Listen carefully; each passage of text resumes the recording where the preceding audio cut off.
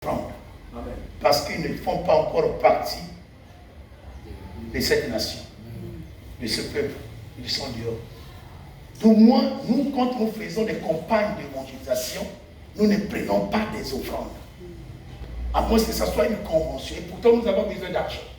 Quand nous faisons une campagne là-bas ou à Brazzaville, nous sommes passés à la télé, on a parlé de ça. Un pasteur qui m'avait même escroqué 4 millions. Alors, il y a un pasteur marié, ce qu'on a pour ça, l'offrande était. Si on a déjà l'offrande, il y a mais si je ne prends pas, ce n'est pas parce que je n'ai pas besoin d'argent. Mais je veux respecter la parole. Parce que quand Jésus va dans ses croisades, Jésus ne demandait rien à la foule. Il leur donnait au contraire tout le temps. Mais quand Jésus était dans le temple, il voyait les gens. C'est ça. L'offrande, c'est dans l'église. Quand vous allez en dehors du monde païen, ne prenez pas les offrandes.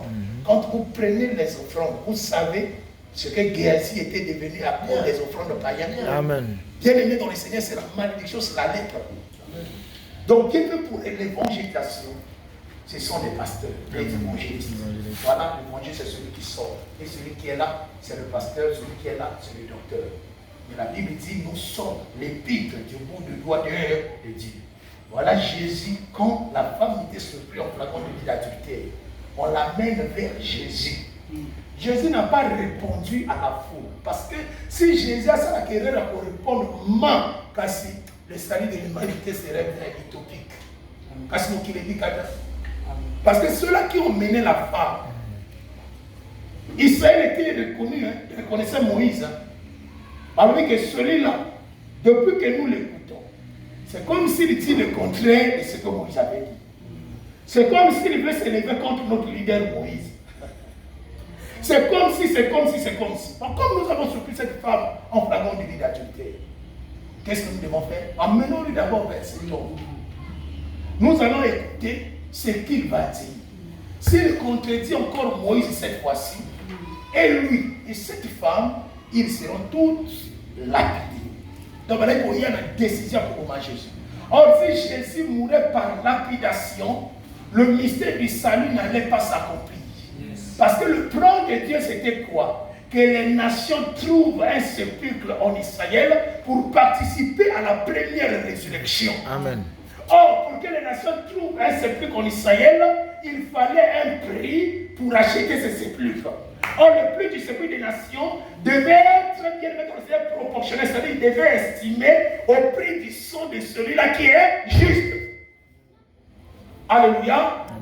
Donc, qu'est-ce qui s'est passé? Il va vers Jésus. Écoute la parole. L'église va te moquer ma vie dans mon dialogue. Si tu as écouté ma parole, tu vas s'arrêter. Pas mon histoire. L'église de mon dieu, on a fait mon monnaie. Et ça l'a fait bien. Parce que on a 17. Donc, bien aimé, on vient jeter cette femme au pied de Jésus. Or, le pied de Jésus, c'est un autel. En l'autel, quand tu touches les cordes de l'autel, frère, tu es sauvé. Quand on le jette, on la jette, on interroge Jésus. Qu'est-ce que Jésus fait? Jésus a baissé sa tête, il a commencé à écrire. Quand il a fini d'écrire, après avoir écrit, il dit maintenant que parmi vous, ceux les gens au contraire, quand vous voyez ce langage de Jésus, il avait encore contredit Moïse. Amen. Amen.